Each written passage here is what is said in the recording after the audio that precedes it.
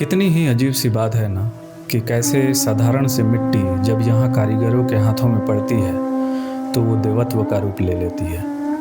धीरे धीरे उसमें उभरती हैं आंखें, मुस्कान और फिर एक ऐसी छवि जो लाखों लोगों के दिलों की धड़कन बन जाती है। गणेश चतुर्थी सिर्फ एक पूजा नहीं, ये 11 दिनों का एक ऐसा उत्सव है जहाँ हर गली, हर घर और हर दिल नई रोशनी से जगमगाता है। आज हम निकलेंगे एक ऐसे ही यात्रा पर जहाँ भक्ति है, कला है, उत्सव है और अंत में जीवन की गहराई भी।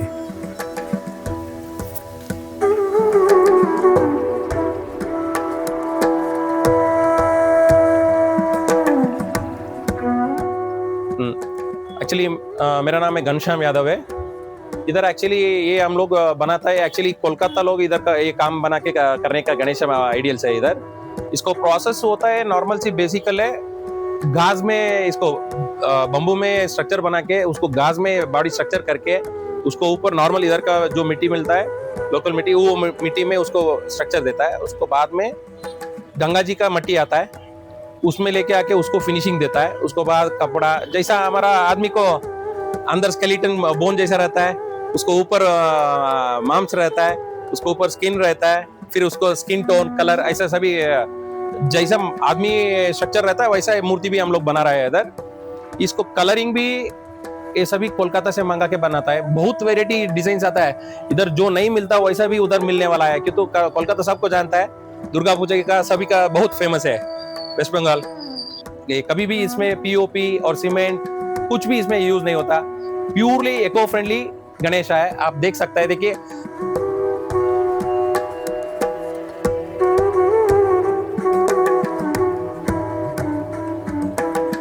त्योहार हमारे लिए भले ही 10-11 दिन का हो, लेकिन मूर्तिकारों के लिए ये महीनों की साधना है। सुबह की पहली रोशनी के साथ ही यहाँ पे काम शुरू हो जाता है। कोई मुकुट सजा रहा होता है तो कोई मूर्ति की आंखें बना रहा होता है, और ये वही आंखें होती हैं जिनको हजारों लाखों भक्त बड़े ही आस्था से देखते हैं। यहाँ हर मूर्ति के पीछे सिर्फ हाथों की मेहनत नहीं है, बल्कि पीढ़ियों की परंपरा है।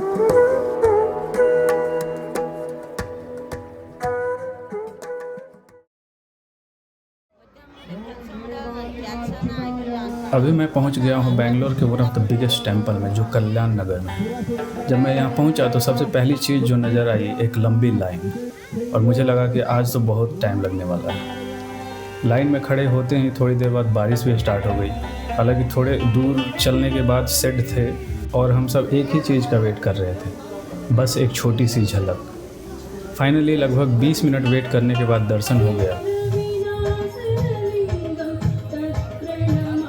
दर्शन के बाद जैसे ही मैं बाहर निकला, वहाँ स्टेज पर डांस परफॉर्मेंस भी स्टार्ट हो चुका था।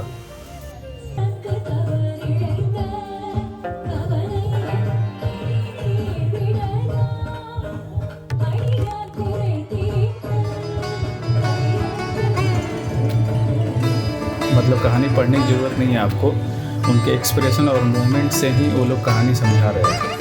गणेश, शिव पार्वती, भगवान विष्णु और माँ दुर्गा के अलग अलग स्टोरीज पे उन लोगों ने एक्ट किया। ये बहुत ही अल्टीमेट एक्सपीरियंस था।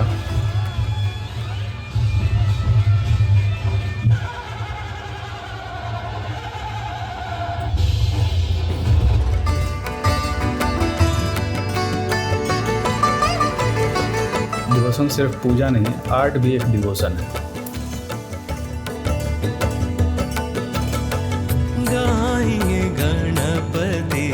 जगवंदन गाइए गणपति जगवंदन, शंकर सुमन भवानी नंदन, शंकर सुमन भवानी नंदन, गाइए गणपति जगवंदन, गाइए गणपति जगवंदन। फिर मैं बेंगलोर का सबसे बिगेस्ट गणेश उत्सव जहाँ होता है वहाँ गया।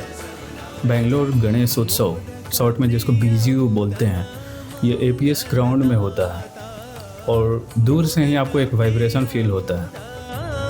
ड्रम्स बजा रहे हैं और यहाँ पे डांस वांस का कुछ प्रोग्राम है। तो अभी करीब 4 बज चुके हैं और आगे देखते हैं। जैसे ही मैंने एंट्री ली, ढोल की आवाज़, ओ माय गॉड।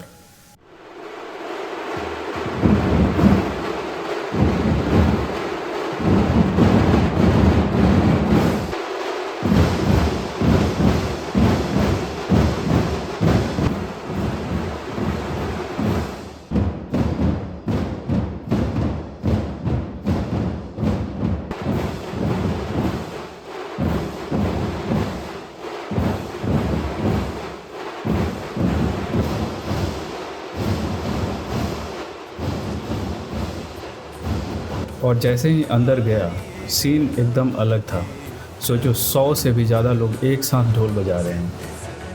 आप इमेजिन कर पा रहे हो, एक ही बीट, एक ही राइम्स, और पूरा ग्राउंड जैसे हिल रहा था।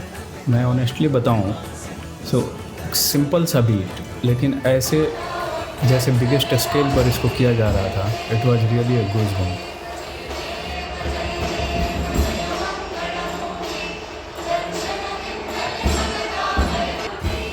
ढोल के बाद शुरू होती है आरती, और ये मेरी फेवरेट पार्ट थी।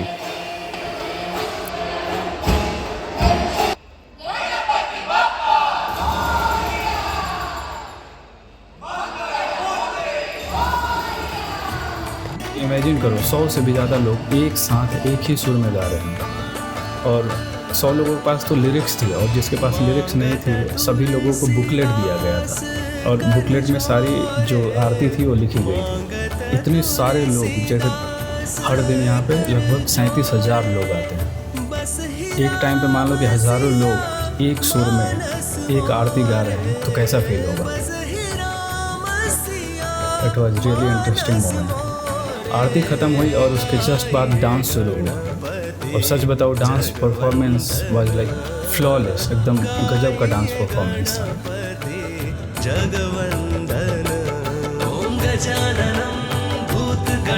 मैं इमेजिन कर पा रहा हूँ कि इसके प्रिपरेशन में कितना मेहनत किया होगा, और कितने महीनों से ये लोग इसकी तैयारी में लगे होंगे। और मुझे समझ में आ गया कि गणेश चतुर्थी एक फेस्टिवल कम है, एक जाइंट फैमिली रियूनियन ज़्यादा है।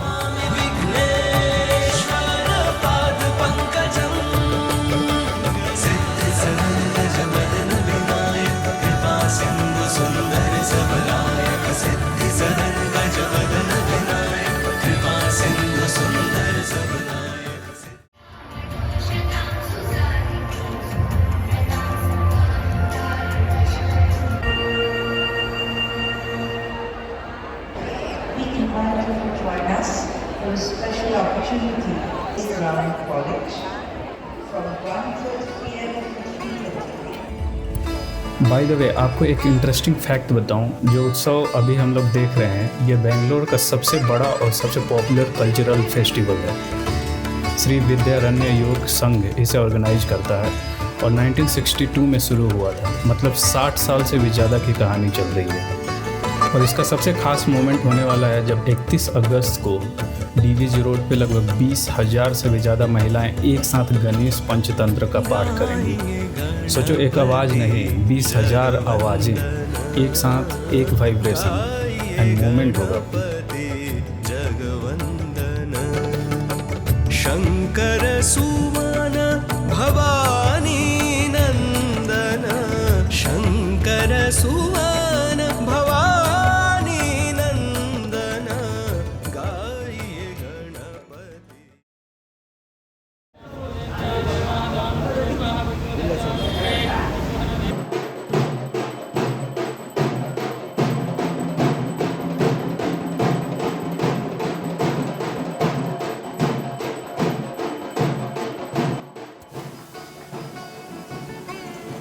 ये वही मोमेंट है जो आना तो था, लेकिन जिसे हम चाहते नहीं, विसर्जन का दिन। हम चाहते हैं कि ये सेलिब्रेशन यूं ही चलता रहे, लेकिन अब उन्हें अलविदा कहने का टाइम आ गया है। मैं अपने पास के एक मंडाल गया जहाँ विसर्जन से पहले की आरती चल रही थी। अब गणेश आइडल देखो कितना बड़ा है। आरती के बाद ड्रम्स बजाना स्टार्ट हुआ, और ये लोग ड्रम्स सिर्फ बजा नहीं रहे थे, ड्रम्स बजाते बजाते ये लोग डांस भी करने लगे। एनर्जी इतनी ज़्यादा थी कि आप भूल जाओ कि ये विदाई थी या फिर सेलिब्रेशन।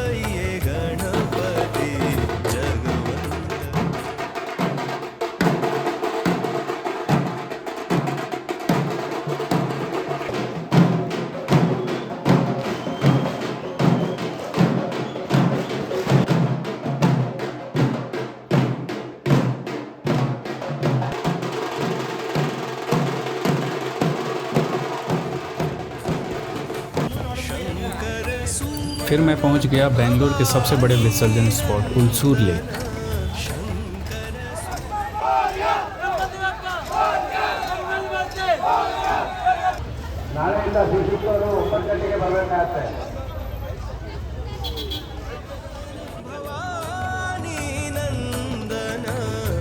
यहाँ विसर्जन के लिए बहुत ही ऑर्गेनाइज्ड सिस्टम था।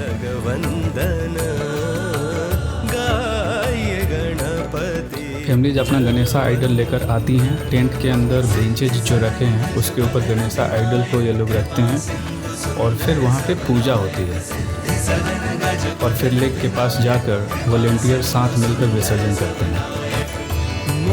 लेक वाले एरिया से बाहर आने के बाद कुछ लोग वहाँ पे प्रसाद भी बांट रहे थे। गणेश विसर्जन हमेशा एक ही बात याद दिलाता है कि कुछ भी परमानेंट नहीं है। जो मिट्टी से आए मिट्टी में फिर लौट गए।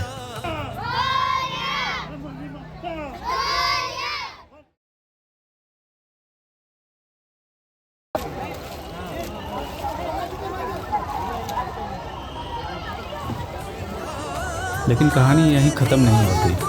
उनका जाना उनकी अनुपस्थिति नहीं बल्कि एक वादा है कि वो दोबारा आएंगे। हर साल नए उत्साह, नए मैसेज और नई आशा के साथ।